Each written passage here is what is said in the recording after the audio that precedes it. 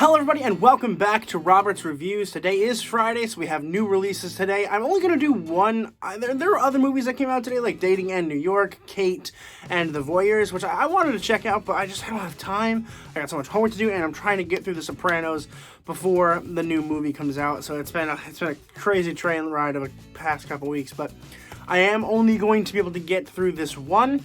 So I apologize for that, but I am really glad I saw it. So today we're going to be talking about Malignant.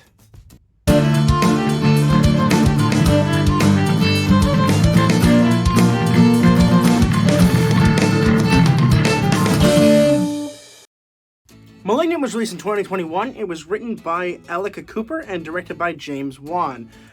So first of all, no spoilers, but if you know James Wan, or I guess I should say if you don't know James Wan, he's basically like the creator of Saw and the Conjuring universe. He also directed Aquaman on the side, like just for fun. He's an incredible director. I think he's absolutely fantastic. I personally consider him a true entrepreneur of modern American horror, and I think that's you really see that in this film. I want to mention that first. You really see James Wan's hands all over this movie, but we'll get to that later in the video.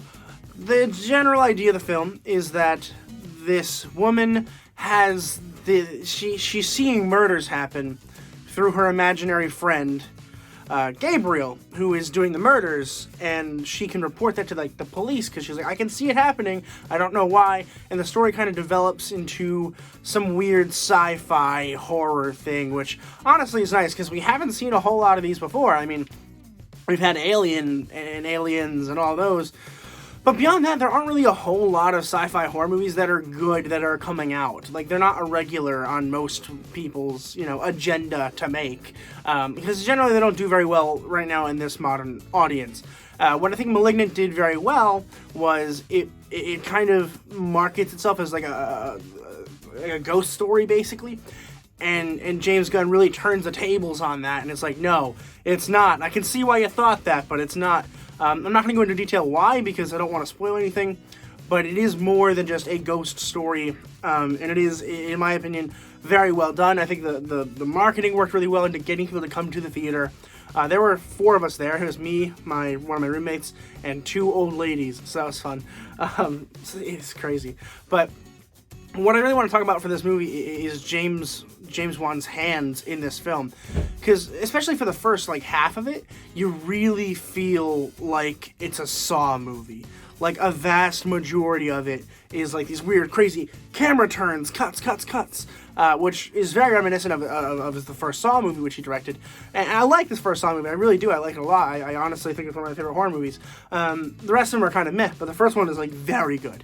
And you can really feel that in the beginning. But you also get a lot of the Conjuring vibes, where it's kind of slow and creepy. We're zooming in on the house. We're getting to know our characters a little bit, which is something that Saw didn't do. And what I think is cool is that we're kind of seeing a little bit of both of Wan's influence here, between, being more of a thriller and a slasher, and bits and pieces of just the regular horror that he does. I think it was very, very well done. And as a study for James Wan, I think it's really cool.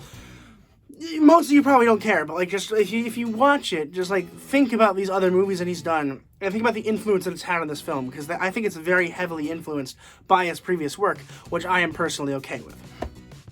Anyway, to the beef of the movie. There's this twist in the middle I'm not going to talk about, but I think it's absolutely fantastic. But before that was kind of the problem. The exposition was kind of slow, and in my opinion, maybe a little bit lazy, because it didn't tell you a lot of things on purpose, which most movies do. But this time it was so blatantly on purpose. You're like, they could have told us. They could have told us this. We know something's going on. They just won't tell us what. And it's a little frustrating, honestly, which I don't normally accredit to films, but it is a little frustrating to sit there and be like, okay, I know they're doing something with this, but they're not going to tell me what yet. It just feels slightly annoying. But that's a film for you. But I think that it is very slow, and a lot of the exposition happens in the second act instead of in the beginning. In the beginning, it just kind of starts, and then after a while, we see these home videos, which give us all the exposition we need, which was very long. We had 10 minutes of home videos to watch that, they were interesting. There was one where it had a really big twist I really liked, but for the most part, I was like, they could have just shown us something regular like an actual film, and instead it just kind of like told us what was going on, which is fine. I think it was a fine choice for this particular movie, but I don't think it works for all movies. I think it would have been better if they didn't do that, but they did, so it's like, I think that's the main issue of the movie, is it does sag in the middle, but then it ramps like crazy. And I feel like they leaved it kind of open for a sequel. I don't anticipate there being a sequel anytime soon, but I think there could be a sequel in like 5 years down the road. Be like, boom, Malignant 2. Be like, oh, cool, I'd see that. It was well done. I think, like, for a horror movie, I think it was well done. And also, for a modern horror movie, it was well done, because they did reminisce back into the olden days. There were definitely moments where I saw CGI. Like, I was like, that's CGI. But then there were some moments where I kind of think I saw some stop motion. That'd be kind of cool. I don't know if they did, but it kind of felt stop motion-y.